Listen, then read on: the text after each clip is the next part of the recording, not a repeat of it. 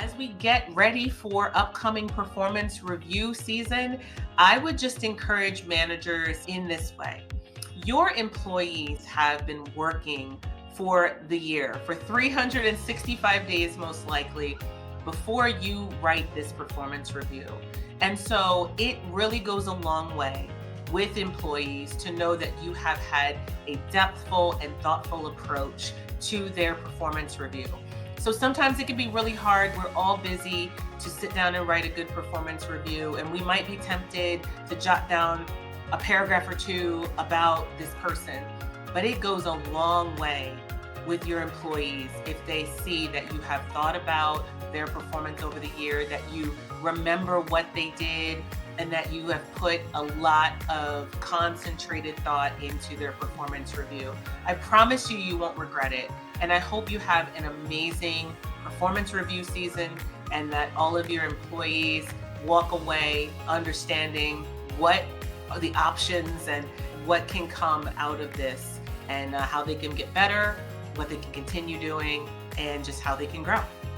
I'm excited to share my transformative tip for your upcoming performance reviews that will uplift and inspire your team. It's about using the power of strength psychology to bring out the best in your employees, and I call it a peak performance story. So you share a story that highlights when your team member was at their best. This is inspired by the reflective best self exercise that I learned during my studies in positive psychology, and it helps us to see how our contributions are perceived and valued by others. Here's how to do it. When you start discussing strengths in your review, go beyond a simple list to share a really vivid story of where your team member truly excelled. So you can start with, here's what I think you've been doing exceptionally well, and then dive into that specific instance, time they led the project to success or went the extra mile to support their colleagues. And this doesn't just celebrate past achievements, it gives a really vibrant tone for future aspirations. It helps to boost the other person's confidence and shows how crucial their skills are to the team's success. Plus, it's backed by research to enhance self-awareness and improve performance.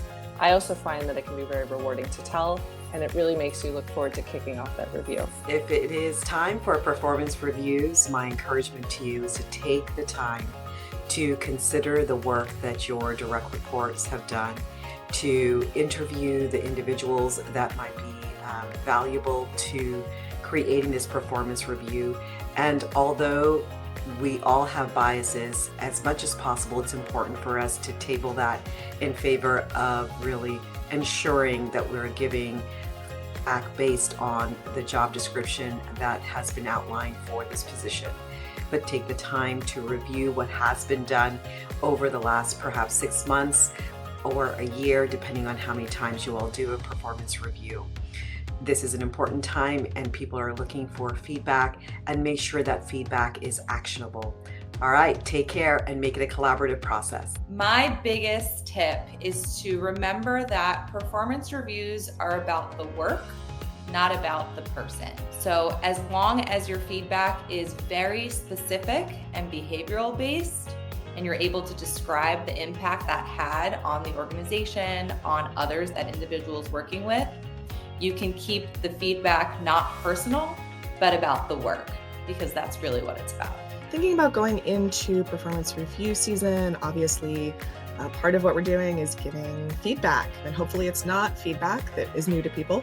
Hopefully it's feedback that they've heard before. That's the first and biggest thing. But knowing that feedback can be challenging for some people to receive, especially constructive feedback. I've always really loved this tip from Adam Grant, the organizational psychologist, who it comes from another study, but he's the one who I heard it from, which is that if you use the phrase before you give feedback, I'm giving you these comments or I'm giving you this feedback because I have very high standards for you and I believe that you can reach them, achieve them, it really sets the tone for the feedback that it's not that someone's in trouble, it's not that they need to get defensive, but it's that you actually really think they're amazing and you want to see them do great things.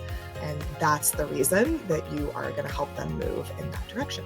As we head into the new year, I think one of the biggest gifts that we can give ourselves when it comes to performance reviews is taking the time to set and communicate goals really intentionally at the beginning of the year.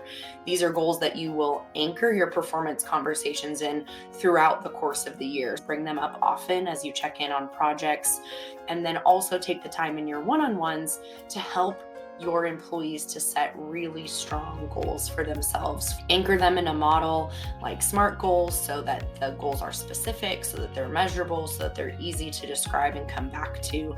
And then make sure that you are documenting those things, making them highly visible to both you and your employees, and then that you're really intentional about going back and reflecting on those goals as you have performance and development conversations. Make sure you're giving feedback on how goals have been achieved, how goals could be improved upon, coaching through ways that those things could be achieved. So that is the best way I think you can set yourself up to have a continuous performance conversation with your employees throughout the year.